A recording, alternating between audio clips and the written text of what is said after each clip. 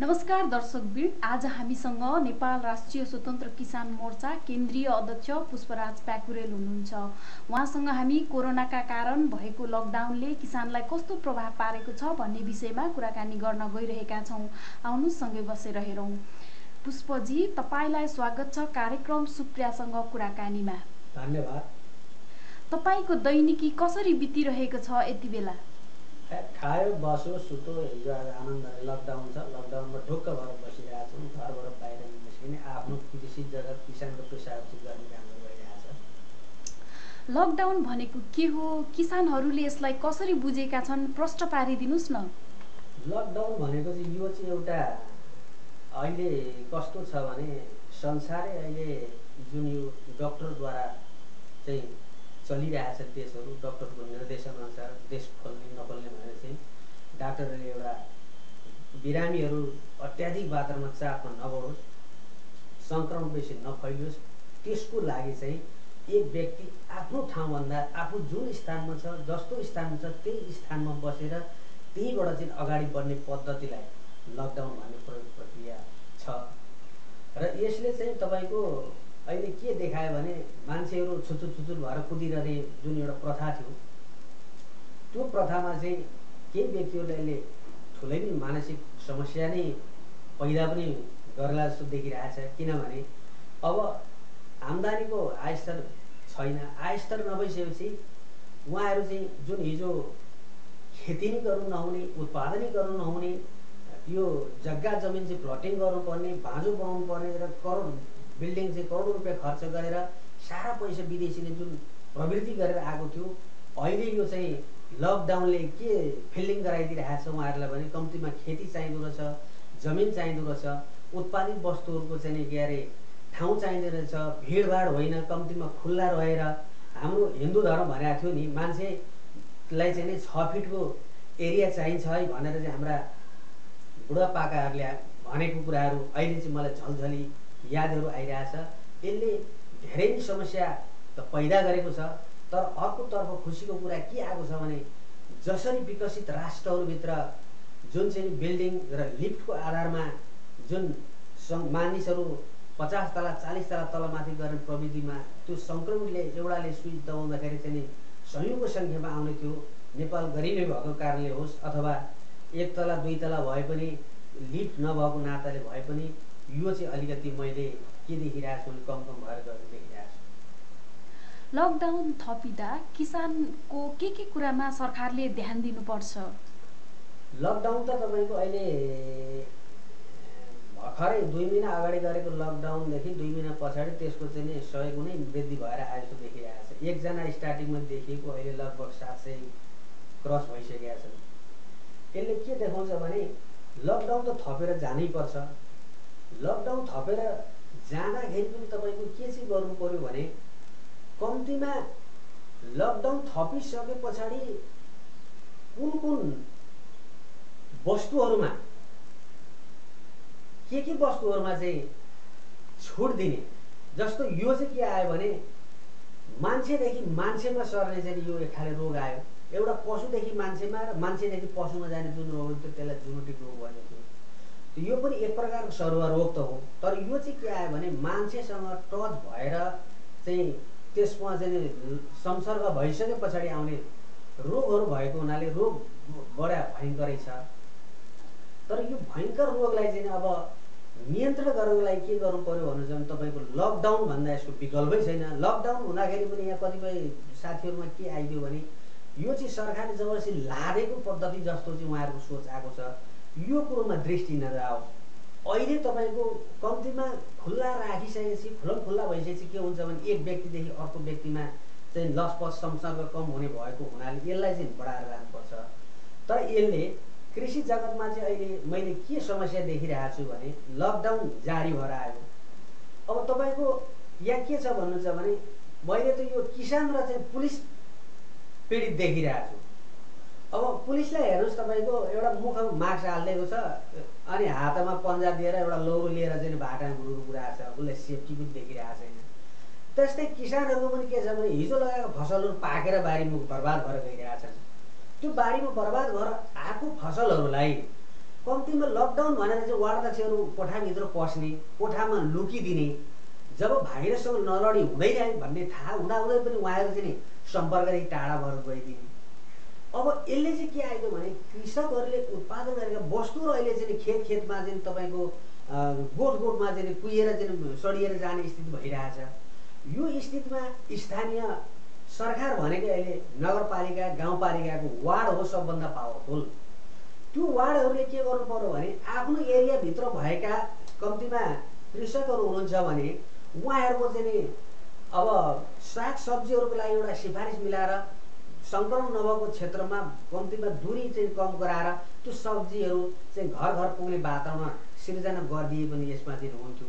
त्यो अहिले दिन सकिरहेको छैन। र अर्को तपाईँको के आएको छ भन्नुहुन्छ भने यो लकडाउन भइसकेपछि सब्जी दुध सबैलाई नै लक गरिदिने प्रविधि हो क्या। तर अस्ति एकजना हाम्रो वरिष्ठ डाक्टरको मैले इन्टरभ्यू सुने, यो चाहिँ भाइरसलाई तपाईँको टिक्नको लागि बोसो अनिवार्य अरे के। बोसो अनिवार्य भएको हुनाले तपाईँको सब्जीमा बोसो हुँदैन। अब यतापट्टि के अरे तरकारी विभिन्न फसलहरू बोसो हुँदैन। त्यही भएर सावधानीपूर्वक चाहिँ नि 1 2 3 जनाले भिडभाड नगरिकन बिक्री वितरण चाहिँ खोलिदिएदेखि यसले चाहिँ कृषकहरू जुन मारमा परिरहेका कृषकहरू जुन घाटामा परिरहेका कृषकहरू हुन्थ्यो उहाँहरूलाई चाहिँ केही राहत मिल्ने थियो। अब अहिले जल्दो बल्दो सबैभन्दा पीडित किसान चाहिँ तपाईँ कुन आयो यो लकडाउनभित्र भन्नुहुन्छ भने कुखुरा व्यवसाय जो किसानहरू हुन्छ त्यो किसान त्यसमध्येमा पनि ब्रोइलर कुखुरा जो पाल्ने कृषकहरू हुन्छ उहाँहरू त थुचुक्कै मरिसक्नु। अब यहाँ त्यो कृषकहरूलाई चाहिँ कसरी अगाडि बढाएर लाने? त्यो कृषकहरूको आय स्तरमा उहाँहरूको चाहिँ 45 दिनमा चाहिँ तपाईँको लाखौँ लाख नोक्सान हुन्छ। त्यस्ता कृषकहरूको चाहिँ तपाईँको मासुहरूको चाहिँ एउटा सहजीकरण चाहिँ सरकारले मिलाउनु पर्ने। सरकारभन्दा प्रधानमन्त्रीले त होइन, अहिले भनेको स्थानीय वडा समिति नगरपालिकाको समायोजनले चाहिँ वडा स्तरमा चाहिँ विभिन्न तपाईँको चाहिँ स्वास्थ्य कर्मीहरू हुनुहुन्छ उहाँहरूले चाहिँ माथिल्लो स्तरका चाहिँ डाक्टरहरूसँग सल्लाह सुझाव लिएर, पशुका डाक्टरहरू हुन्छ उहाँहरूसँग सल्लाह सुझाव लिएर कम्तीमा यसलाई सहजीकरण गर्दै हो। बजार लाग्नुहुन्न है, स्कुल लाग्नुहुन्न, किनभने त्यहाँ धेरै भिड भएर आइदिन्छ। तपाईँको चाहिँ ठुल्ठुला चाहिँ के अरे होटलहरू सञ्चालन हुन दिनु हुँदैन। अहिले नै तपाईँको चाहिँ सवारी साधनहरू सञ्चालन दिनु हुँदैन। तर ट्र्याक्टर भयो, ट्रक टिप्पर सँगसँगै कुखुरा व्यवसायहरूले पनि आफ्नो आफ्नो माथामा भएका केही साधनहरूलाई अगाडि परिचालन गरेर लगिदियो भने कम्तीमा त्यो किसानहरू चाहिँ बाँच्ने थियो। त्यो किसान बाँच्नु नै भनेको भोलि राज्यको चाहिँ आम्दानी वृद्धि हुनु हो। राज्यको आम्दानी वृद्धि हुनु भनेको देश सबल हुनु। किसानद्वारा उत्पादित विभिन्न खाद्य वस्तुहरू बिग्रिन नदिन सरकारले विशेष गरी के कुरामा ध्यान दिनुपर्छ? अब यो खाद्य वस्तु अघि नै मैले कुरो एकपल्ट लगाइ नै सकेँ। खाद्य वस्तुको लागि तपाईँको सरकारले अब मलाई त अहिले हाँस उठ्छ क्या। यहाँ सरकार भनेका छन् दुगुरिया छन् तपाईँको चाहिँ आफ्नै तालमा कुदिरहेका छन्। अब खाद्य वस्तुहरूको लागि चाहिँ कम्तीमा मेरो वडामा कति कृषक हुनुहुन्छ उहाँहरूले चाहिँ कुन कुन फसलहरू उत्पादन गर्नुहुन्छ भन्ने कुरो त त्यो वार्ड अध्यक्ष त अहिले चाहिँ जीवितै हुनुहुन्छ नि। उहाँहरूले अध्यावधि गराएर उहाँहरूले जिल्ला चाहिँ के अरे पशु सेवाका डाक्टरहरू हुन्छ डाक्टरहरूलाई समायोजन गरेर हाम्रो माल हाम्रो फसल यहाँबाट चाहिँ जिल्ला प्रशासनसँग चाहिँ समायोजन गरेर तपाईँको सङ्कट नभएको ठाउँसम्म पुर्याउने वातावरण त्यो के अरे जिल्ला पशु सेवा कार्यालयले गर्नु पऱ्यो नि। त्यो कार्यक्रम चाहिँ अहिले पशु सेवाले गरिरहेको छैन। मैले त कतिसम्म देखिरहेको छु भने अहिले निजामती कर्मचारीहरू कोरोना लाग्छ भनेर कतिपय कर्मचारीहरू घरभित्र आएर पनि सुतिरहनु भएको छ। यो सङ्कटको घडीमा त्यही राज्यलाई सपोर्टिङ गरेर जानुपर्नेमा राज्यसँग चाहिँ होस्टेल हैसो गरेर जानुपर्नेमा उहाँहरू घरभित्र पनि सुतिरहनु भएको छ। त्यो प्राविधिक अगाडि नखटाइकन उहाँहरूले चाहिँ अब पशु सेवाका चाहिँ डाक्टरहरू पनि अस्ति तपाईँको चाहिँ के भयो भने प्रहरीहरूले पनि उहाँहरूलाई चाहिँ रोकछेक हुने काम भयो। हुन त अब गाह्रै थियो, विदेशमा चाहिँ भकाभक मान्छे नै मरिरहेको थिए। त्यही कन्डिसन पो होला कि देशमा भनेर उहाँहरूको पनि एक खाले हताशको मनस्थिति नै थियो। तर अहिले कम्तीमा अलिक सहज हुँदै जाने कन्डिसन भइसकेपछि जिल्ला पशु सेवाका डाक्टरहरू डाक्टरै हुन्। उहाँहरू पनि भाइरस सम्बन्धी ज्ञान भएकै डाक्टर हुनुहुन्छ। भेटनरीका डाक्टरहरू हुनुहुन्छ। उहाँहरूलाई पनि तपाईँको पासहरूको सिस्टम बनाएर तपाईँको चाहिँ अब अस्ति एउटा समस्या के आइदियो भन्नुहुन्छ भने मेरै घरभित्र चाहिँ गाई 2टा गाई एकैचोटि ब्याउने भए ब्याउनु नसके पछाडि मैले चाहिँ इटेनो डाक्टर बोलाउनु पर्ने कन्डिसन। त्यो बेला डाक्टर पनि तपाईँ टुङ्गा आइपुग्ने कन्डिसन भएन भने पशु सेवाका डाक्टर पनि डाक्टरै हुन्। तपाईँको चाहिँ यता मानिसलाई इलाज गर्नु डाक्टरै हुन्। डाक्टरहरूको चाहिँ बिचमा चाहिँ समायोजन गराएर यो वातावरणहरू खोलिदियो भने अलिकति चाहिँ पाटा पढेर जान्छ। गाउँदेखि सहरमा उज्जवल भविष्य खोज्न आएर भाडामा बसेर काम गरिरहनु हुनेहरूलाई सरकारले के गर्नुपर्छ? अब यो बोल्न पनि गाह्रो, नबोल्न पनि साह्रो। अब जे हुन्छ भन्नै पर्ने कन्डिसन आयो। अहिले तपाईँको गाउँदेखि सहरमा जुन उज्जवल सपना बोकेर आउने मजदुरहरू हुनुहुन्छ, त्यो मजदुरहरूलाई हिजो सहज हुँदाखेरि हामीले विभिन्न चाहिँ श्रमहरू लगाएर चाहिँ हामीले काम लगायौँ। आज सङ्कट छ। सङ्कट भएको घडीमा तपाईँको मजदुरले खान पाएको छ कि छैन, त्योतिर स्थानीय सरकार गइदिने क्या। स्थानीय सरकार के गरिदियो भने कङ्ग्रेस जितेका ठाउँमा कङ्ग्रेसै फेभरका मान्छेहरूलाई चाहिँ राहत वितरण चाहिँ भएर आयो। कम्युनिस्टहरू जितेका ठाउँमा कम्युनिस्टहरूको चाहिँ तपाईँको चाहिँ राहत वितरण भएर आयो। यो लकडाउनको घडीमा, यो विश्व सङ्कट आएको घडीमा तपाईँको स्थानीय सरकारले केसम्म गर्नुपर्छ भने बाहिरदेखि कहीँ आएका मानिसहरू मेरो वार्डमा चाहिँ कति अप्ठ्यारो पर्नु भएको छ। उहाँहरूले काम गर्न पाउनु भएको छ कि छैन, खाना पाउनु भएको छ कि छैन। अझ तपाईँको विदेशी पाहुनाहरू आएका छन् कि छैन। ती विदेशी पाहुनाहरू आएका छन् भने भाषा बोल्न जान्दछन् कि छैन, जान्दैनन् जान्दैन, उनीहरूले खाएन भनेर आफ्नो टोलमा चाहिँ त्यो अद्यावधि गराएर कम्तीमा उनीहरूको अद्यावधि लिइसके पछाडि उनीहरूलाई पहिलो रूपमा चाहिँ राहत वितरण दिनुपर्ने हो। तर यहाँ राहत कस्तो आयो? तपाईँको चाहिँ घरमा 30 मन धान राखेको छ, 20 किलो चामल बोक्न आएको छ, त्यो राहत हुन्छ? कम्तीमा राहत भनेको त यस्तो वस्तु हो, उसले 1 मुठी चामल हालेर किलो भात खायो भने मैले राहत पाएँ, खाना पाएँ, अनुभूति होस् न। तर यहाँ त भोलि भोट मेरो बिग्रिन्छ भो कि के भो कि। अब तपाईँको अस्ति भर्खर राहतको बिचमा विराट चोक तपाईँको यो गछियाबाट चाहिँ त्यहाँको वडा चाहिँ नेपाली काङ्ग्रेस जित्नु भएको छ, यो चाहिँ काङ्ग्रेसै गर्नुभयो है भनेर मलाई फोन आएको थियो कि। मैले भने ठिक छ, अहिले अवस्था ठिक छैन, गर्न दिनुहोस्, भोलिको अवस्थामा चाहिँ केही सहज होला भन्यो। अब तपाईँको बक्लोरी घरतिर के देखायो भने त्यहाँ चाहिँ कम्युनिस्टकरण गरियो है भन्ने पनि कुरो आयो। भने के छ भने राजनीतिक दलहरूले त हिजो चाहिँ स्थानीय रूपमा चुनावमा चाहिँ फाइट गरेर आए। फाइट गरेर जो जितिसकेपछि त्यो वार्डको राजा हो नि, राजाले चाहिँ त गरिब म धनी भने पक्षपात विवेकबाट काम गर्न मिल्छ र? यो त मिल्दैन। तर यतिसम्म चाहिँ नालायक कामहरू चाहिँ भइराखेका छन्। कम्तीमा यो कुराहरूमा चाहिँ स्थानीय वडाध्यक्ष, स्थानीय चाहिँ मेयर, स्थानीय चाहिँ जनप्रतिनिधि कम्ती बुझ्नु पर्यो कि म भनेको यो वार्डको अहिले बाउ हुँ। मेरो चाहिँ अरू सबै चेला हुन्, चाहे 1 भोटले जितोस् चाहे 1000 भोटले जित्यो भने अरू चाहिँ जनताहरू हुन् है। उहाँहरूले खान पाउनु भएकै भएन भनेर निष्पक्ष राजनीतिक धरातलदेखि मासतिर उभिएर त्यो टेबल त्यहाँ टेकेर चाहिँ आफूले हेरेर दृष्टि विकास गर्न सकियो भने बल्ल तपाईँको चाहिँ जनताहरू राहत हुन्छ। नभए अहिले आहत महसुस गरिरहेछ। नेपाल सरकारले यति बेला नेपालको नयाँ नक्सा तयार पारेको छ। कोरोनाले त्रसित भइरहेको जनताहरू त्रसित भइरहेको बेलामा नक्सा तयार नपारेर अलि पछि पारेको भए हुन्थ्यो कि?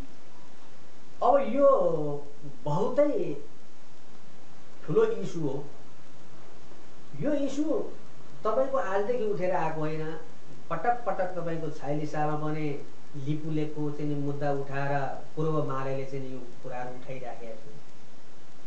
अब यो लिपुलेक लिम्पिया धुरा लगायतको नक्सा चाहिँ तपाईँको नेपाली जुन नक्सामा गाभियो, यसमा चाहिँ म किसान भएको हैसियतले सरकारलाई म मुरी धन्यवाद दिन चाहन्छु। किनभने सदियौँदेखि तपाईँको यो इस्युहरू मुद्दाहरू उठेर त आयो, तर कम्तीमा कार्यान्वयनको पक्षमा शुद्ध कुनै पनि पार्टीले लगेनन्। यो सरकारले इस्यु लगिदियो। अब यो कोरोनाको क्रममा चाहिँ बाध्य भएर सरकारले लिनुपर्ने स्थिति आयो। किनभने उसले पनि, इन्डियाले पनि के गरिदियो भन्नुहुन्छ भने चीन र भारतले चाहिँ तपाईँको लगभग 4-5 वर्ष अगाडि नै लिपुलेकमा चाहिँ सन्धि गरियो भने पत्र पत्रिकामा आएको कुरा थियो होइन। अब यो दुईटा राष्ट्रहरूले सन्धि गरेर बाटो खोल्ने भनेर आइसकेपछि यही कोरोनाका बेला नै इन्डियाले पनि के गर्यो, पिचिङ गरेर चाहिँ म बाटोलाई अगाडि बढाएर लाने भइसके पछाडि त अब जसरी पनि यो मुद्दा उठाएर जानुपर्ने स्थिति भयो र यो बाध्यतै हो। यो बाध्यता परिस्थिति कहिलेकाहीँ के हुन्छ भने सहज हुँदैन, बाध्यात्मक परिस्थिति हुन्छ। बाध्यात्मक परिस्थितिभित्र सरकारले गरेको कुरा चाहिँ यो अब राम्रो राइट र एकदम राम्रो मुद्दा उठेर आएको छ र यसको लागि चाहिँ हामी सरकारलाई धन्यवाद गर्न चाहन्छौँ। र अर्को कुरा यो सँगै म चाहिँ एउटा कृषक भएर तपाईँको पूर्वेली कुखुरा उत्पादन व्यवसाय सङ्घ भनेर आजभन्दा 3 वर्ष अगाडि हामीले सुनसरी, मोरङ, झापा, धनकुटा, इलाम, पाँचथर लगायत विभिन्न कृषकहरू भेला गराएर चाहिँ एउटा कुखुराको सङ्घ बनाएका थियौँ। त्यो सङ्घ बनाउँदाखेरि डिलरहरूले चाहिँ चल्ला, चारो, दाना सब इन्डियाबाट ल्याएर चाहिँ हामीलाई खेताला जुन राखेका थियौँ, त्यो बेला हामीले सुनसरीका चाहिँ प्रमुख जिल्ला अधिकारी रविलाल पन्तजीसँग हामीले कुरो गराएर हामीले यो नाका छेक्यौँ। नाका छेक्दाखेरि के देख्यौँ भने सारा वस्तु इन्डियाबाट आउँदो रहेछ र यो देशलाई चौपट पारेर धराप पारेर त यी भित्रका चाहिँ विभिन्न डिलरहरू हुन्। डिलर सञ्चालन गरेका चाहिँ यी तत्त्वहरूले गर्दा आज नेपाली किसानहरू तपाईँको उक्सिन नदिने यही भित्रका हुन्। र यो भित्रका डिलरहरू कुखुराको डिलर हुन्छ, सागको डिलर हुन्छ, सब्जीको डिलर हुन्छ, धानको डिलर हुन्छ। डिलर त त्यो हो अत्यावश्यक वस्तु, पेट्रोल, डिजेल जो आवश्यक वस्तुहरू तिनीहरूको चाहिँ डिलरसिप हुनुपर्छ। तर खाद्य वस्तु खसीको डिलर राखिदिने, मासुको डिलर राखिदिने र त्यहाँबाट चाहिँ तपाईँको शोषण भएर आइरहेछ। र त्यसलाई के गर्नुपर्छ भने अझ तपाईँको पर्सा जिल्लामा एकजना वार्ड अध्यक्ष, साहसी वार्ड अध्यक्ष हुनुहुन्छ, उहाँलाई म धन्यवाद दिन चाहन्छु कि त्यहाँ पर्सा जिल्लामा 5 किलोमिटर चाहिँ तारजाली उहाँले गर्दाखेरि इन्डियाको एसएसबीले आएर चाहिँ तारजाली नै भत्काइदियो। ल हेर्नुहोस् है, कम्तीमा त्यो तारजाली बााउन्ड्री गर्न सक्यौँ भने यो तस्करहरूको चाहिँ चलखेलबाट चाहिँ यताउति जान पाउँदैन र हाम्रो माछा, मासु, दुध लगायत सम्पूर्ण हाम्रो किसानहरूको चाहिँ बजार सुरक्षा भएर जान्छ। सुरक्षा भएर गइसके पछाडि तपाईँको 3 वर्षभित्रमा हामीले चाहिँ जब यो इन्डिया र नेपालको खुल्ला बोर्डरबाट विदेशबाट आउने जुन वस्तुहरू छ त्यो वस्तुले चाहिँ यहाँको किसानलाई चुरुलुम्ब डुबाएको छ। यसलाई म त अझ के भन्छु भने लकडाउन होइन, नाकाबन्दी यदि इन्डियाले गर्छन् 20 वर्ष पनि गरे हुन्छ। हामी नेपाली जनताहरूलाई सारा अहिले तपाईँको नेपालमा चाहिँ धान मात्रै गत साल तपाईँको 67 लाख मेट्रिक टन अन्न उत्पादन भएको थियो। नेपाली जनताहरूलाई चाहिने तपाईँको 40 देखि 22 लाख मेट्रिक टन अन्न हो। तर यहाँ के भइदियो भन्नुहुन्छ भने सरकारको पनि दृष्टि खराब हो या नजानेको हो कि अब म त नजानेकै भन्न थालिसकेँ कि यदि जानेको भनौँ भने जुन हिजोका चाहिँ तपाईँको खाद गोदामहरूभित्र आज तपाईँ इटरीमै गएर चेक गर्नुहोस्। इटरीको खाद गोदाम भनेको छ हिजो पञ्चायतले तपाईँ के गरेर त्यहाँ चाहिँ विभिन्न खाले दाल, चामलहरू किसानसँग सस्तोमा लिएर त्यहाँ स्टोक गरेर राखिन्थ्यो र त्यो स्टोक अन्नहरू चाहिँ के हुन्थ्यो भने अहिले कोरोना जस्तो सङ्कटको घडीमा 47 देखि 55 रुपियाँ किलोसम्म चाहिँ अहिले स्थानीय सरकारहरूले चामल खरिद गरे। त्यो चामल एउटा व्यक्ति, एउटा व्यापारीको हातमा गइदियो र ऊ करोडपति भएर गयो। तर यहाँ सरकार पनि खङ्ग्रियो, यहाँ किसान पनि खङ्ग्रिए क्या। र यसले के चाहिँ इस्यु उठ्नु पर्यो भने कम्तीमा पनि खाद गोदामहरूलाई चाहिँ सक्रिय गराएर अगाडि लानु पर्यो। विभिन्न तपाईँ खाद गोदामभित्र चाहिँ सरकारले बेलैमा अन्न चाहिँ लगेर चाहिँ त्यहाँ स्टक गरिदिनु पर्यो। आज सरकारसँग एक एउटा चामल छैन, तर नेपाली किसानहरूको हातमा जानुहोस् अहिले पनि 30 देखि 40 मन धानहरू चाहिँ त्यहाँ स्टक छ। उहाँहरूलाई 10 वर्ष लकडाउन लागेर के हुने र मर्ने चाहिँ के आइदियो भने यहाँ मजदुर मर्ने हो। र मजदुरहरूको हकमा पनि हामीले त्यो खाले दृष्टिहरू, त्यो खाले वातावरण चाहिँ बनाएर लानुपर्छ र अब यो कुरोमा चाहिँ सबै सचेत हुनु पर्यो। कार्यक्रमको अन्त्यतिर हामी आइसकेका छौँ। पुष्पजी, तपाईँले हामीलाई तपाईँको अमूल्य समय दिनुभयो, त्यसका लागि तपाईँलाई धेरै धेरै धन्यवाद। धन्यवाद। हामीलाई हेरेर साथ दिनुभएकोमा तपाईँलाई धेरै धेरै धन्यवाद दिँदै म सुप्रिया राई बिदा हुन्छु। नमस्कार।